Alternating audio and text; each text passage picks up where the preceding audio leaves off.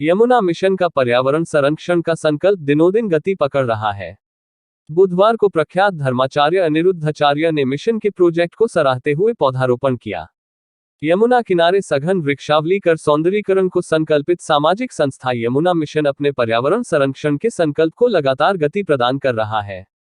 इसी श्रृंखला को आगे बढ़ाते हुए बुधवार को प्रख्यात भागवत प्रवक्ता अनिरुद्धाचार्य ने वृंदावन से यमुना किनारे मथुरा जाने वाले का अवलोकन कर तुलसी वन पर पौधारोपण किया। इस मौके पर उन्होंने कहा कि यमुना मिशन का यह कार्य वास्तव में सराहनीय है। इससे जहां यमुना तट पर सुंदरता बढ़ रही है, वहीं पंछियों को ठिकाना भी मिल रहा है। उन्होंने कहा कि अन्य धर्माचार्यों को मिशन के इस पुनीत संकल्प में सहयोग करना चाहिए।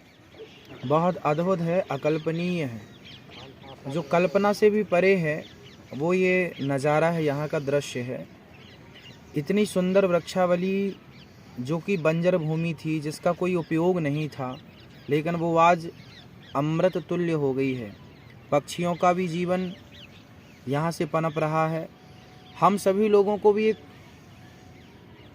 ऑक्सीजन की भरपूर प्राप्ति हो रही है और हम सभी को चाहिए कि यहाँ आएँ हम सभी और यहाँ का दर्शन करें। यहाँ संग संग वृक्षों के साथ साथ यमुना मिशन के संग संग माँ यमुना साक्षात विरजा नदी जो है, यमुना जी कोई सामान्य नदी नहीं है। जब भगवान बैकुंठ से आए तो राधा रानी ने कहा कि हम वहाँ जा रहे हैं तो वहाँ क्या क्या होगा। भगवान ने कहा जो विरजा नदी बैकुंठ में बह रही है वो विरजा ही यमुना के रूप में वहाँ जाकर बहेंगी। तो ये यमुना माँ का दर्शन और फिर यहाँ की सुंदर सी आकृतियाँ, दृश्य सुंदर, हर प्रकार के वृक्ष यहाँ देखने को मिल रहे हैं। ये देखिए पक्षियों की चहक चहक। लोग घर में तोता पालते हैं पिंजरे के अंदर।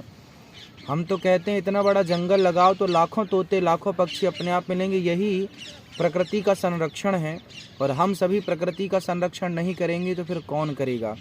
धन्यवाद के पात्र हैं वो सभी यमुना मिशन के कार्यकर्ता जो तन मन धन से यहाँ लगे हुए हैं।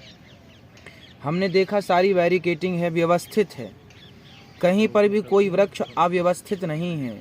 इतनी बड़ी सोच, इतना बड़ा कार्य, यह तो भगवत कृपा से ही संभव है।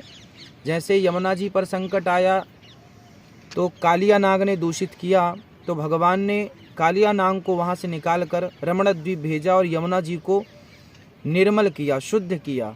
उसी प्रकार आज हम ये कह सकते हैं कि यमुना मिशन के द्वारा भगवान ही आज यमुना का दुख हरने के लिए यमुना मिशन के रूप में आए। और वही इस प्रकार का, जैसा कि अभी आपने बताया कि ये कचरे के ढेर पर हम लोग खड़े हैं, कितना पॉलीथीन कितना प्लास्टिक जाकर के यमुना जी में मिलता था, उसे रोका गया यमुना मिशन के द्वारा।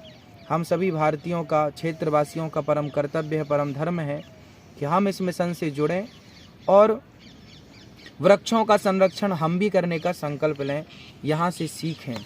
और आज आपके द्वारा भी वृक्षारोपण किया जाना है, फिर आप ये तो मेरा सौभाग्य है।